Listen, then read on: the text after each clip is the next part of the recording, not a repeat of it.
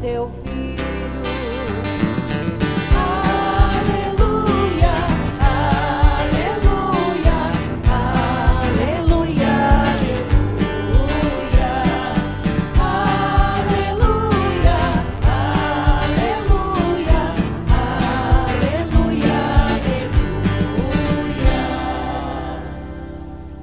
O Senhor esteja convosco. Ele está no meio de nós. Proclamação do Evangelho de Jesus Cristo segundo Lucas. Glória a vós, Senhor. Naquele tempo, os pastores foram às pressas a Belém e encontraram Maria e José e o recém-nascido deitado na manjedoura. Tendo-o visto, contaram o que lhes fora dito sobre o menino. E todos os que ouviram os pastores ficaram maravilhados com aquilo que contavam. Quanto a Maria, guardava todos esses fatos e meditava sobre eles em seu coração. Os pastores voltaram, glorificando e louvando a Deus por tudo que tinham visto e ouvido, conforme lhes tinha sido dito. Quando se completaram os 8 dias para a circuncisão do menino, deram-lhe o nome de Jesus, como fora chamado pelo anjo antes de ser concebido. Palavra da salvação. Glória a vós, Senhor.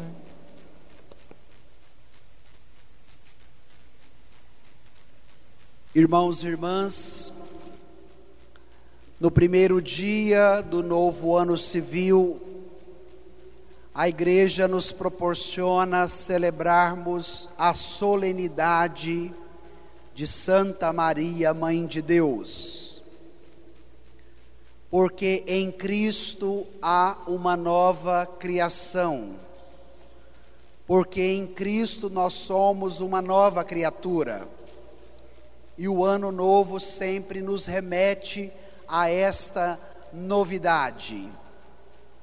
E olharmos para o testemunho e para o exemplo de Maria, Mãe de Deus, nos inspira a este caminho, a este itinerário, e mais do que isto, a disponibilidade de permitirmos com que a palavra e a vontade de Deus se concretizem em nós. Por isso que a palavra vem ao nosso encontro. Por isso que devemos abrir os nossos ouvidos a esta boa notícia que chega até nós por meio da Escritura, porque ela também tem o poder de qualificar o nosso novo ano. Ela pode nos ajudar na reorientação das escolhas de cada dia e, com isso, abrir o nosso coração para que a vontade do Senhor prevaleça. O texto que nós acabamos de ouvir, ele é retirado do capítulo 2 do evangelista Lucas. Lucas é o único evangelista que nos traz com maiores detalhes a infância de Jesus. Desde o anúncio do anjo a Maria, dizendo a ela que ela foi a escolhida para ser a mãe do Salvador, até aos 12 anos, quando o menino Jesus, já adolescente, se perde na vinda para Jerusalém. Então agora nós vamos retomar o evangelho de hoje, porque com certeza esta palavra tem muito a nos dizer no início do ano que está começando agora. Se você está com o evangelho em mãos, eu te convido a retomar o texto nos versículos 16 e 17. Evangelho de hoje, Lucas 2, versículos 16 e 17. Vamos ler juntos esses dois versículos? Naquele tempo, Os pastores foram às pressas a Belém e encontraram Maria e José e o recém-nascido deitado na manjedoura. Tendo visto, contaram o que lhes fora dito sobre o menino. No Evangelho da noite de Natal, ouvíamos o trecho que antecede a esse. O anjo vai anunciar aos pastores: eis que eu vos anuncio uma grande alegria. Eis que nasceu para vós hoje na cidade de Belém o Salvador. E com o anúncio do anjo, o convite para que os pastores deixem as suas atividades, a sua casa, os seus afazeres, para irem a Belém, para irem ao encontro de Jesus.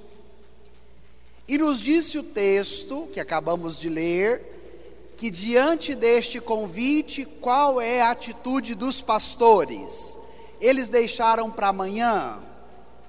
Eles ficaram esperando semana que vem para obedecer aquilo que o anjo havia anunciado? Não. Nos disse o texto que os pastores partiram apressadamente. Esse texto precisa despertar em nós a pressa pelas coisas de Deus no ano de 2023. Não podemos mais permitir com que a realidade da graça e da bênção que o Senhor quer nos dar, como nós cantávamos no Salmo, seja uma realidade distante, para quando sobrar tempo, para quando eu quiser, para quando der. Não. Façamos a experiência dos pastores, tenhamos pressa pelas coisas de Deus.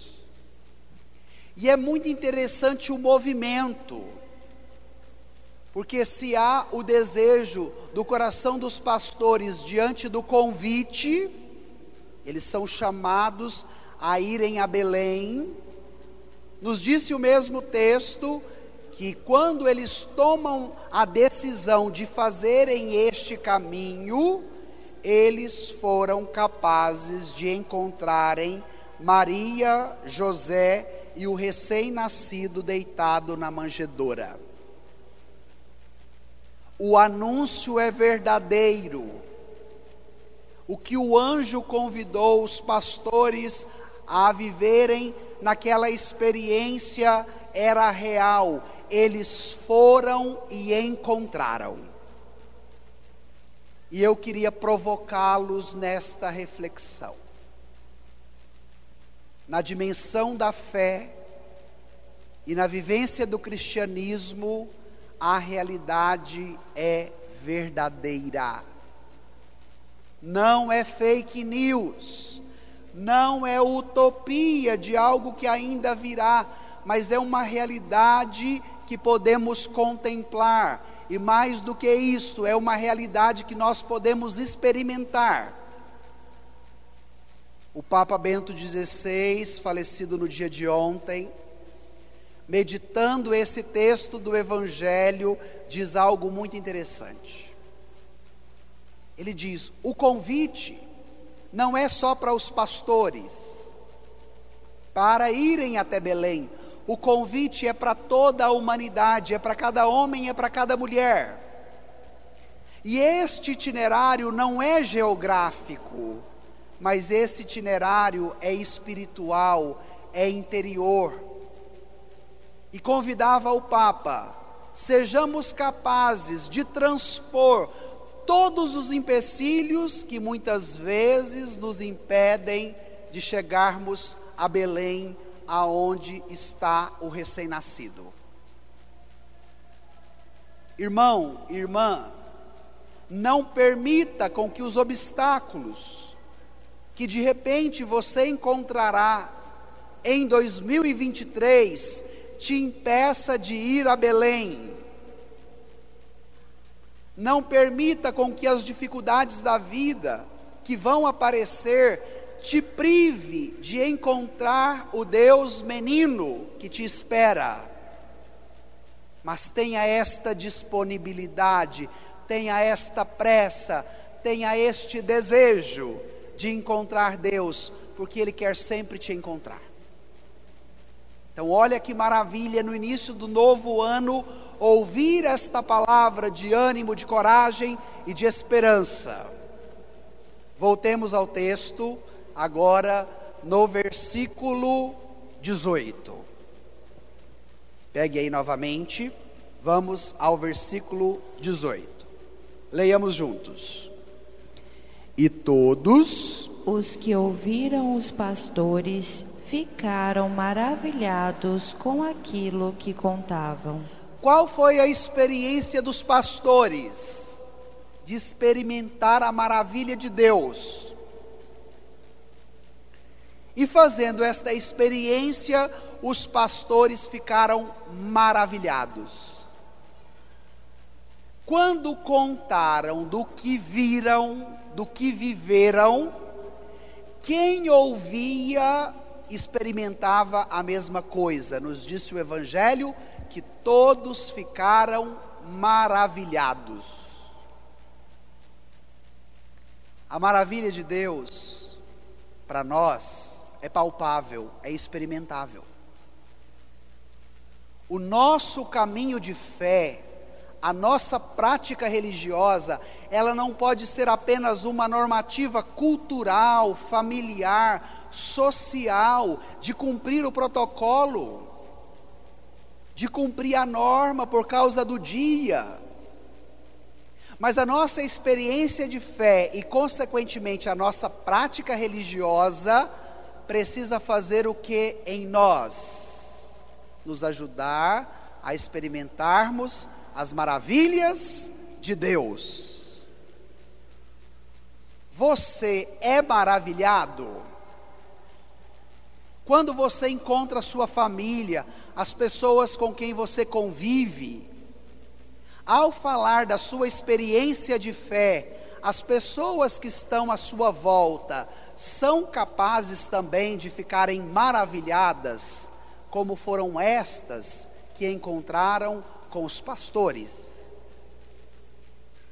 O ano de 2023 precisa nos ajudar numa experiência autêntica do amor de Deus na nossa vida, que nos abra as suas maravilhas. Eu lhes dizia na homilia de ontem à noite, orientados pela primeira leitura, a bênção sacerdotal: o Senhor te abençoe, o Senhor te guarde, o Senhor volte a sua face sobre ti, o Senhor te proteja, o Senhor te dê a paz. Então a bênção por excelência que nos alcança é Jesus. Ele é, por excelência, a maravilha do Pai. E esta maravilha é para todos. Portanto, se maravilhe nesta experiência, irradie as maravilhas de Deus nos ambientes onde você estará durante o ano que começa. Todos, ao ouvirem os pastores, ficaram maravilhados.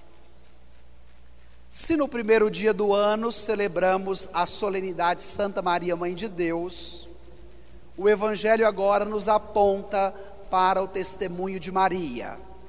Vamos ao texto ver o que o Evangelho vai nos falar sobre Maria no dia de hoje. Tome aí o versículo 19. Vamos juntos? Quanto a Maria guardava todos esses fatos e meditava sobre eles em seu coração. Duas características de Nossa Senhora para te ajudar no novo ano. O que ela fazia diante das maravilhas de Deus que ela também experimentava? Ela guardava e meditava. Duas práticas que nos são necessárias. Diante da cultura líquida, da superficialidade, da momentaneidade, do transitório, nós estamos perdendo a capacidade de guardar o que é importante. Porque a síndrome que se tem hoje é quase que de um Alzheimer, não só da doença física, mas um Alzheimer espiritual, um Alzheimer psicológico, que faz da nossa dimensão cognitiva muito superficial, muito rápida e impossível de assimilar e de guardar. Já não me lembro mais o que foi dito ontem. Quando alguém partilha algo profundo da sua vida, da sua história, já não tenho mais aquela sensibilidade. O primeiro que chega eu já conto o que o outro me disse. Vamos perdendo a capacidade de guardar no coração. Como que podemos superar este Alzheimer cultural, este Alzheimer espiritual, este Alzheimer psicológico, que nos leva ao esquecimento? Fazendo a experiência de fé que fez Maria, aprender a guardar no coração. O coração na Bíblia, minha gente, não é apenas um órgão vital que bombeia o nosso sangue, mas na Bíblia o coração é considerado a sede da pessoa. O coração é considerado o sacrário, a parte mais importante. Então, quando nos fala o Evangelho que Maria guardava no coração, significava que toda a experiência que ela estava vivendo, algumas realidades talvez até incompreensível na sua totalidade, lhe era guardado no que ela tinha de mais importante, o seu coração. Então faça essa experiência também, de aprender com Nossa Senhora. E a segunda virtude, ela meditava.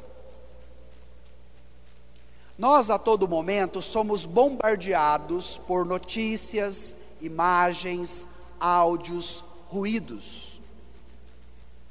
O nosso ritmo se tornou um ritmo muito violento, porque há um acúmulo de atividades que já não nos permite mais reverberar o que nós estamos vivendo. Eu vou usar um termo mais vulgo, que é do animal, que é ruminar. O que o animal faz? A vaca, por exemplo, o boi, come aquele capim verde, dá a primeira mastigada, depois o que já está mastigado volta novamente, e o animal começa a fazer o processo de ruminação, que é degustar aquilo que já está dentro dele. E por que esse exemplo? Para que a palavra nos ajude. Em muitos momentos da vida nós precisamos de síntese, minha gente. Nós precisamos de discernimento, principalmente na hora de tomar uma decisão importante. Nem tudo se pode fazer ao toque de caixa. Pelo fluxo do movimento, pelo bombardeio de informações, pela intempérie de sentimentos ou de pensamentos. E a atitude de Maria, que meditava, precisa nos ensinar. A vida precisa de meditação.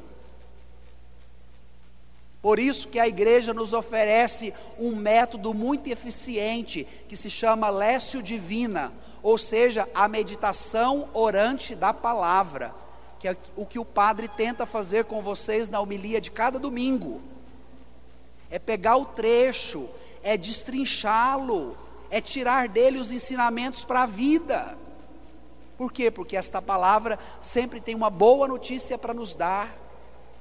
Então, que o ano de 2023 também seja o ano da meditação na sua vida. Não uma meditação gnóstica, olhando por Antonte, mas uma meditação baseada numa palavra que é de vida, a palavra de Deus. Por isso a Lécio Divina, por isso a meditação orante da palavra. Ela guardava e meditava todos esses fatos no coração. Avançando no texto, vem um detalhe agora muito interessante. Pegue aí o versículo 20, já para o final do trecho que nós estamos meditando. Vamos juntos no versículo 20?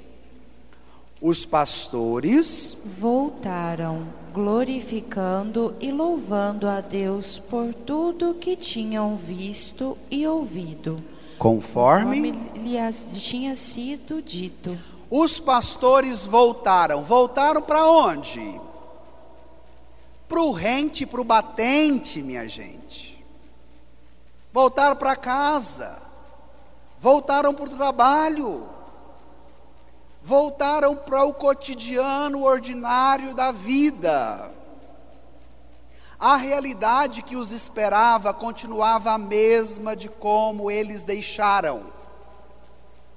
Mas o que estava diferente aqui dentro? A experiência que eles fizeram junto a Jesus. Por isso voltaram, de que forma? Glorificando e louvando a Deus. Vamos trazer essa palavra para a nossa realidade? Amanhã é segunda-feira. Amanhã já não tem mais festa, já não tem mais confraternização de família, já não tem mais leitoa gostosa para a gente comer. Amanhã volta o ordinário do cotidiano. De repente os ambientes do trabalho, do estudo, dos nossos círculos de amizade, dos ambientes onde estamos inseridos, serão os mesmos. Mas o que precisa estar diferente? O seu coração, que encontrou Jesus, que foi a Belém, que encontrou o recém-nascido, para que você volte, a partir de amanhã, aos seus ambientes, fazendo o quê? Louvando e glorificando a Deus. Não levantar reclamando, porque hoje não é feriado, tem que levantar cedo. Não, levante cedo, louvando e glorificando, dizendo obrigado, Senhor, por mais um dia de vida. E aí cada qual pode fazer a sua anamnese, o seu exame de consciência, dos seus ambientes, que esperam você louvando e glorificando a Deus. Hoje, após a missa das 7:30 da manhã, uma senhora me esperava na porta da sacristia. E ela dizia: padre, tem muita coisa que a gente precisa guardar no coração, outras coisas a gente precisa testemunhar. E eu quero dar um testemunho para o senhor. A minha filha foi criada na igreja católica, batizada, se crismou, participou de grupo de jovens, mas há 10 anos ela não vem à igreja. E ontem eu a convidei para que ela pudesse vir na missa da virada que o senhor celebrou aqui na igreja. E ela veio e gostou muito, e eu fiquei muito feliz. E eu vim aqui para te dar o testemunho, padre. E ela encheu os olhos de lágrimas. E eu disse a ela: agora como é que a senhora vai voltar para casa? Como os pastores, louvando e glorificando a Deus. E dei um abraço nela. Essa é a experiência da fé, de crer naquilo que de repente não está sob o nosso domínio, não está sob o nosso controle, mas crer que Deus pode operar, que Deus pode agir. É levar as maravilhas dele para os demais, para que eles também fiquem maravilhados. E esta é a experiência que nos espera para 2023, que seja o ano do louvor na sua vida, que seja o ano da glorificação, e que todas as vezes que você for tentada à reclamação, à murmuração, ao descontentamento, você vai repetir esse refrão de hoje. Os pastores voltaram louvando e glorificando a Deus. Vamos fechar o texto, versículo 20, aí no final, 21 na verdade. Vamos juntos? Quando se completaram os 8 dias para a circuncisão do menino, deram-lhe o nome de Jesus, como fora chamado pelo anjo antes de ser concebido. Nós celebrávamos o Natal na noite do 24 para o 25. 8 dias depois, nós estamos no 1º de janeiro. O que o texto acabou de nos falar? Depois do nascimento do menino, Natal, quando se completaram 8 dias. Olha a beleza da liturgia, olha a riqueza dos detalhes, olha a sensibilidade de Deus para conosco. Hoje, dia 1º, exatamente 8 dias depois do dia 24. E esse rito que o Evangelho nos aponta, era um rito muito importante para todo primogênito judeu. Na visão do Antigo Testamento, o primeiro filho do sexo masculino, chamado de primogênito, ele não pertencia ao pai e à mãe, ele pertencia a Deus. E pertencendo a Deus, o pai e a mãe tinham que fazer um resgate do menino. Por isso que ele era apresentado no templo, por isso que ele era circuncidado, e neste rito ele recebia o nome. Jesus era do sexo masculino e era o filho primogênito de Maria e de José. Logo eles foram cumprir um rito judaico. Era o batizado do menino, porque nos disse o texto que lhe deram o nome de Jesus, como o anjo havia lhe dito. O nome, minha gente, caracteriza a pessoa. Mas na Escritura avança um pouco mais, porque o nome diz respeito à missão. Então, se nós tomarmos o nome Jesus, ele vem do hebraico, que é a língua mais antiga do Antigo Testamento, e Yeshua, que significa Deus salva. Ao impor o nome de Jesus para aquele menino, qual seria a sua missão? Salvar a humanidade. Por isso a segunda leitura da carta de São Paulo aos Gálatas: irmãos, quando se completou o tempo previsto, Deus enviou seu Filho, nascido de uma mulher, nascido sujeito à lei, a fim de resgatar os que eram sujeitos à lei, e para que todos recebêssemos a filiação adotiva. E porque sois filhos, Deus enviou aos nossos corações o Espírito do seu Filho, que clama: Abá, ó Pai. É como o balbuciar de uma criancinha que diz: papaizinho, eu te amo. Isso significa Abá, ó Pai. E por fim, São Paulo completa: assim já não és escravo, mas filho, e se és filho, és também herdeiro, e tudo isso por graça de Deus. Qual a missão desse menino chamado Jesus? Dar à humanidade a dignidade da filiação divina, nos resgatar do jugo da escravidão, nos elevar a esta graça. Não é mérito, é graça. Infelizmente, muitos grupos dentro da Igreja Católica estão entrando por um labirinto que tem maltratado a muitos no caminho da escravidão. Eu sou escravo de Jesus. Outros dizem: eu sou escravo de Nossa Senhora. E aí eu quero lhes dizer: Jesus não quer ninguém escravo. porque Ele veio para libertar todos. Nossa Senhora, muito menos, ela quer todos para Jesus. E esta leitura precisa nos dar um equilíbrio religioso, para que você não faça uma experiência religiosa que te coloque como escravo, cheio de peso e de corrente, mas que você faça uma experiência religiosa que te possibilite a graça de viver como filho, como filha, amado, amada de Deus que você é.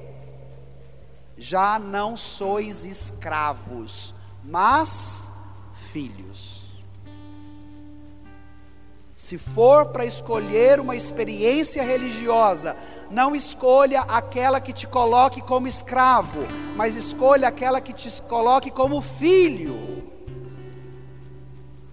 Porque o nome desse menino, Yeshua, Jesus, Deus salva, é para te dar a dignidade da filiação divina, da salvação em Cristo Jesus.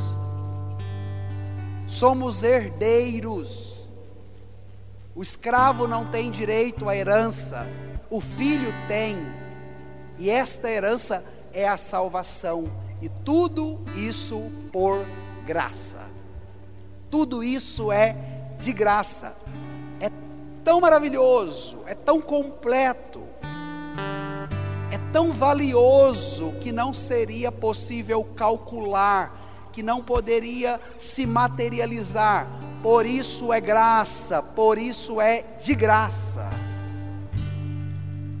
Que 2023 te possibilite uma prática e uma vivência religiosa de filho e não de escravo. Então vamos pedir isso no final desta homilia. Como é que você tem vivido a sua fé? Pense aí por um instante. Quais são as práticas religiosas que muitas vezes você já praticou? Então peça o que hoje o Evangelho está te ensinando. Peça pressa pelas coisas de Deus, como os pastores foram às pressas a Belém.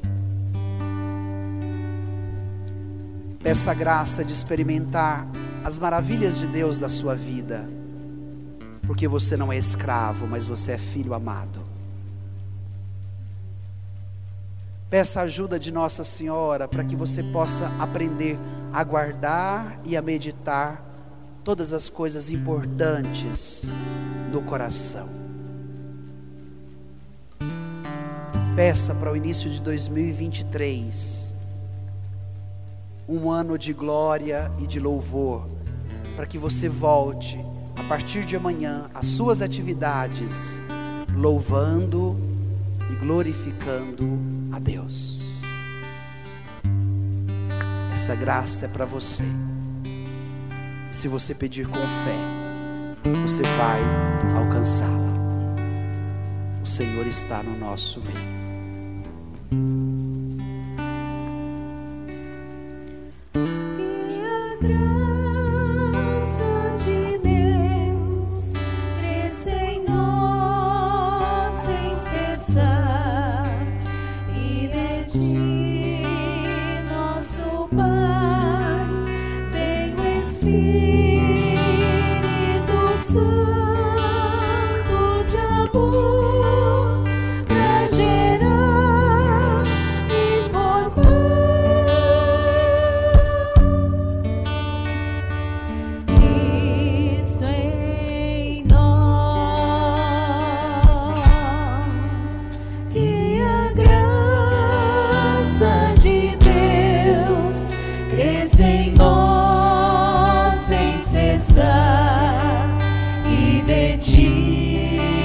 Nosso Pai, vem o Espírito.